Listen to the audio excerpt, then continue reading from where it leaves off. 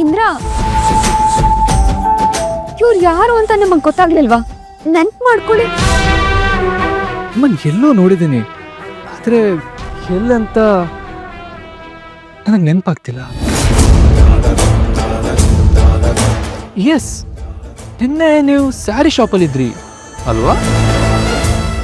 ಪಲ್ಲವಿ ಅವ್ರ ಜೊತೆ ನೀವೇ ಇದ್ರಿ ಅಲ್ವಾ?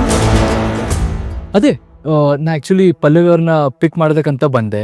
ಆಮೇಲೆ ಅವ್ರ ಜೊತೆ ನಾನು ಶಾಪಿಂಗ್ ಮಾಡ್ತಿದ್ನಲ್ಲ, ನಿಮ್ಗೆ ನೆನಪಿದೆ ಅಲ್ವಾ?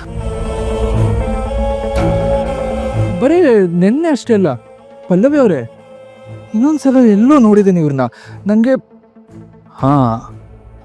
ಹಾಸ್ಪಿಟ್ಲಲ್ಲೂ ಇದ್ರಿ ಅಲ್ವಾ?